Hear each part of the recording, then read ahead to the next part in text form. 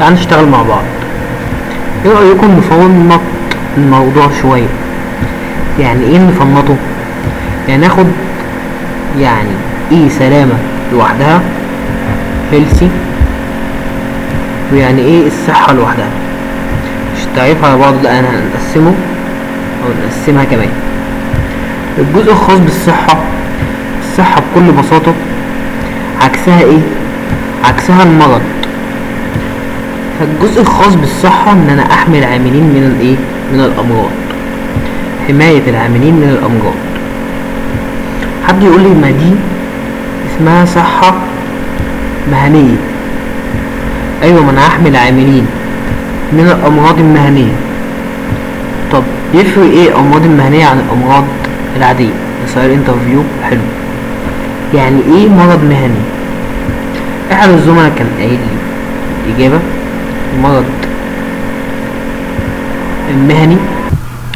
فيعني ايه مرض مهني؟ اجابة طريق كان على الفيسبوك عندي، او حد من ضمن لما كنت بقدم محاضرة قال لي المرض المهني بيكون بسبب المهنة اللي انت بتشتغل فيها. المرض العادي اللي هو المرض اللي بيكون بغير سبب مهني.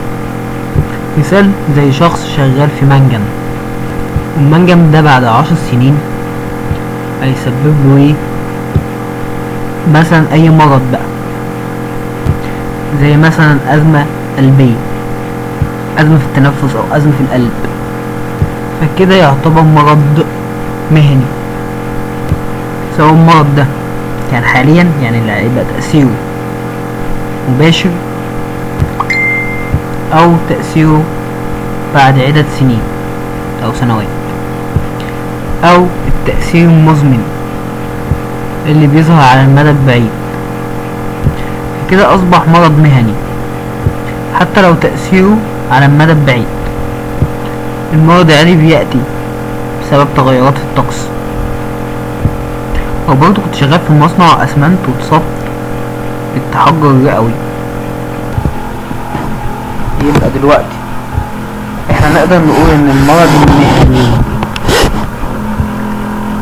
هو المرض الذي ينتج عن العمل او بسببه.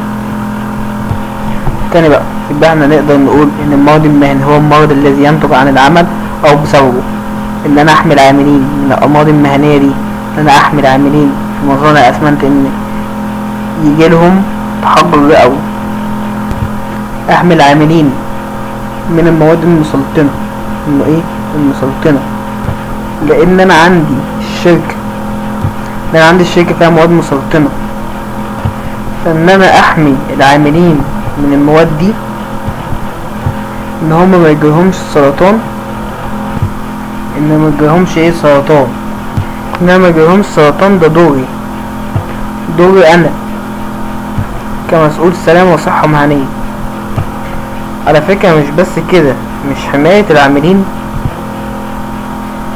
من الامراض المهنية، لان انت كمان بتوفر لهم وسائل الراحة، بتوفر لهم وسائل الراحة والرفاهية.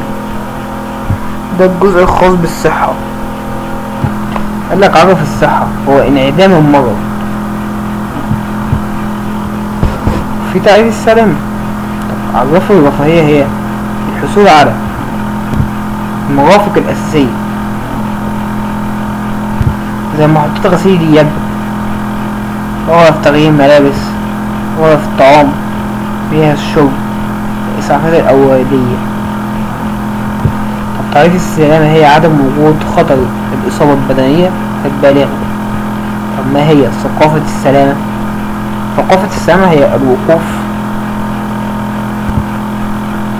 المشتركة والتقييم المعتقدات والسلوكيات المتعلقة بالصحة والسلامة، أو هي التي جمعت الناس داخل المنطقة يفكرون ويشعرون بالصحة والسلامة، وكيف أن هذا يترجم إلى السلوك. تمام كده؟ تمام.